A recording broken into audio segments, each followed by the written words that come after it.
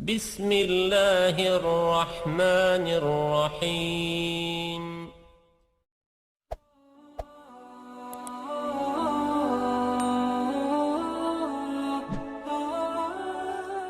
Assalamualaikum warahmatullahi wabarakatuh. Syukur alhamdulillah. Senang sekali rasanya kita bisa berjumpa lagi di channel ini. Allahumma sholli ala Sayyidina Muhammad wa ala ali Sayyidina Muhammad.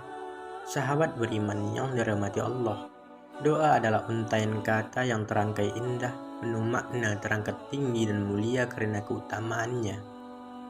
Terangkai harapan yang besar di dalamnya, menjadi teman tak kalah sendiri, menjadi pelipur lara tak kalah berduka, dan menjadi perisai di saat musuh mengintai. Dalam Quran Surah Al-Anbiya ayat 90, Allah Subhanahu wa Ta'ala berfirman, maka kami memperkenankan doanya dan kami anugerahkan kepadanya Yahya, dan kami jadikan istrinya dapat mengandung. Sesungguhnya mereka adalah orang-orang yang selalu bersegera dalam mengerjakan perbuatan-perbuatan yang baik, dan mereka berdoa kepada kami dengan harap dan cemas, dan mereka adalah orang-orang yang khusyuk kepada kami. Ayat tersebut mengingatkan kita tentang kisah Nabi Ayyub alaihissalam. Nabi Ayyub adalah nabi dari Bani Israel yang paling terkenal kesabarannya. Bahkan bisa dikatakan beliau adalah orang yang paling sabar di masanya, sehingga beliau dijadikan simbol kesabaran, di mana orang biasanya berkata sabarlah seperti kesabaran Nabi Ayyub. Selain itu, Nabi Ayyub adalah seorang nabi yang terkenal kaya raya dengan harta melimpah, jumlah ternak yang luar biasa banyaknya. Meski demikian, Nabi Ayyub alaihissalam tetap tekun beribadah kepada Allah dan tidak henti-hentinya melakukan kebajikan. Para malaikat di langit terkagum-kagum dan membicarakan tentang ketaatan Nabi Ayyub dan keikhlasannya dalam beribadah kepada Allah. Iblis yang mendengar pembicaraan para malaikat ini merasa iri dan ingin menjerumuskan Ayyub agar menjadi orang yang tidak sabar dan celaka. Mula-mula iblis mencoba sendiri menggoda Nabi Ayyub agar tersesat dan tidak bersyukur kepada Allah. Namun usahanya ini gagal. Nabi Ayyub tak tergoyahkan. Lalu iblis menghadap Allah meminta agar ia diizinkan untuk menguji keikhlasan Nabi Ayyub. Iblis berkata, wahai Tuhan, sesungguhnya Ayyub senantiasa patuh dan berbakti padamu, senantiasa memujimu. Tak lain hanyalah karena takut kehilangan kenikmatan adalah Engkau berikan kepadanya, karena ia ingin kekayaannya tetap terpelihara. Semua ibadahnya bukan karena ikhlas, cinta dan taat kepadamu. Andai kata ia terkena musibah dan keikhlasan harta benda serta anak-anak dan istrinya, belum tentu ia akan tetap taat dan ikhlas menyembahmu. Lalu Allah berfirman kepada iblis, sesungguhnya Ayyub adalah hamba-Ku yang sangat taat kepadaku. Ia seorang mukmin yang baik. Apa yang ia lakukan untuk mendekatkan diri kepadaku adalah semata-mata didorong iman yang teguh kepadaku. Iman dan takwanya takkan tergoyahkan hanya oleh perbuatan keadaan duniawi.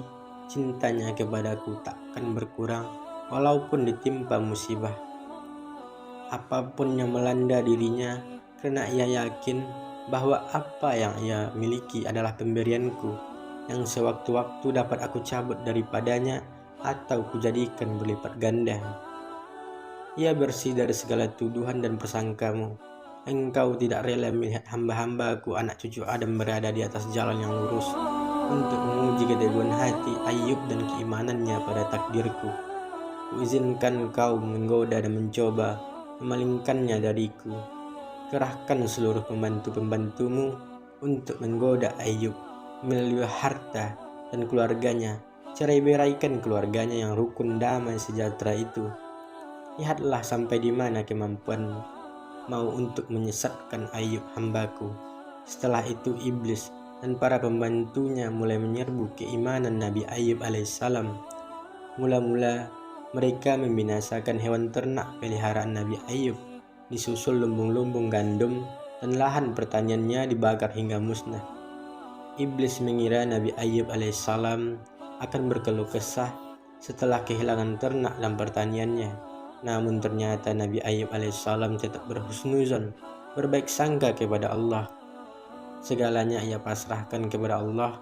Harta adalah titipan Allah yang sewaktu-waktu dapat saja diambil kembali. Ia merasa gagal.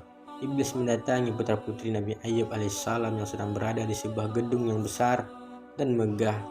Mereka menggoyang-goyangkan tiang-tiang gedung sehingga gedung itu roboh dan membuat anak-anak Nabi Ayub alaihissalam yang berada di dalamnya meninggal dunia. Iblis mengira usahanya kali ini akan berhasil menggoyahkan iman Nabi Ayub yang memang sangat menyayangi putra-putrinya itu. Namun sekali lagi iblis harus kecewa. Nabi Ayub tetap berserah diri kepada Allah. Ia memang bersedih hati dan menangis, tetapi jiwa dan hatinya tetap kokoh dalam keyakinan bahwa jika Allah yang Maha Pemberi menghendaki sesuatu, tak ada seorang pun yang mampu menghalanginya. Iblis yang masih belum puas lalu menaruh baksil di sekujur tubuh Nabi Ayub sehingga beliau menderita penyakit kulit yang sangat menjijikkan. Lebih parahnya lagi, para tetangga Nabi Ayub alaihissalam yang tidak mau ketularan penyakit yang diderita Nabi Ayub akhirnya mengusir dari kampung mereka, dan pergilah Nabi Ayub sama istrinya, Rahmah, ke sebuah tempat yang sepi dari manusia. Waktu 7 tahun dalam penderitaan terus-menerus memang merupakan ujian terberat bagi Nabi Ayub dan Rahmah, istrinya. Namun Nabi Ayub tetap bersabar dan terus berzikir menyebut asma Allah. Lalu istri Nabi Ayub berkata, "Hai Ayub, seandainya engkau berdoa kepada Tuhanmu, niscaya Dia akan membebaskanmu." Namun Nabi Ayub alaihissalam malah menjawab, "Aku telah hidup selama 70 tahun dalam keadaan sehat, dan Allah baru mengujiku dalam keadaan sakit selama 7 tahun. Ketahuilah, itu amat sedikit dibandingkan masa 70 tahun.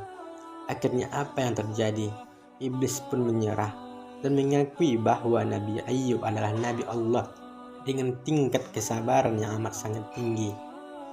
Sakit Nabi Ayub membuat tidak ada lagi anggota badannya yang utuh kecuali jantung, hati, dan lidahnya. Dengan hati dan lidahnya ini Nabi Ayub alaihissalam tak pernah berhenti berzikir kepada Allah. Sampai suatu ketika lantunan zikir Nabi Ayub dijawab oleh Allah. Lalu Allah berfirman, "Hantamkanlah kakimu ke tanah.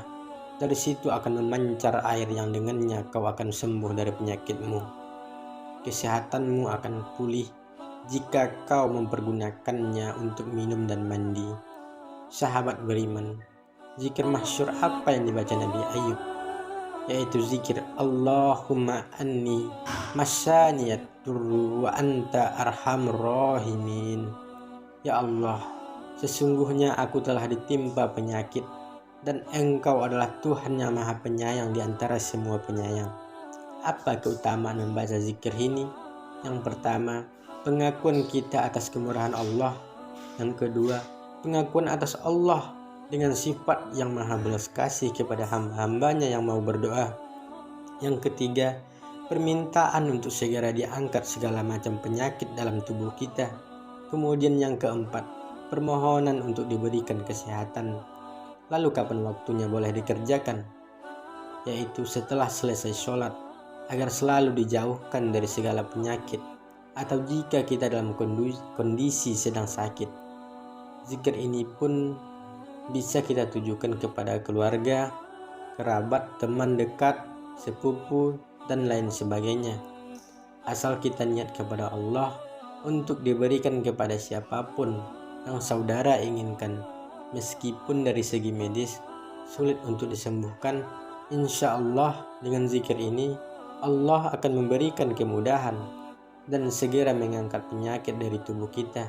Yang terpenting adalah lantunkan zikir ini dengan penuh keyakinan dan penuh pengharapan kepada Allah, lalu imbangi dengan berzikir karena Allah. Allah sudah berjanji dalam Quran surah Al-Anbiya ayat 84, "Maka kami pun memperkenankan seruannya itu, lalu kami lenyapkan penyakit yang ada padanya, dan kami kembalikan keluarganya kepadanya, dan kami lipat gandakan bilangan mereka sebagai suatu rahmat dari sisi kami, dan untuk menjadi peringatan bagi semua yang menyembah Allah. Yang menarik adalah di akhir ayat ini dijelaskan, dan untuk menjadi peringatan bagi semua yang menyembah Allah. Artinya adalah siapa yang mengamalkan zikir ini dengan penuh pengharapan kepada Allah, maka akan disembuhkan penyakitnya, dan janji Allah adalah suatu kebenaran.